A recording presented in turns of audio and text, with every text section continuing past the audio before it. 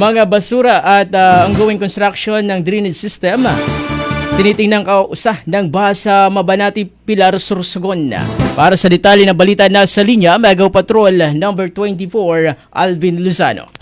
Bicol Network News Report!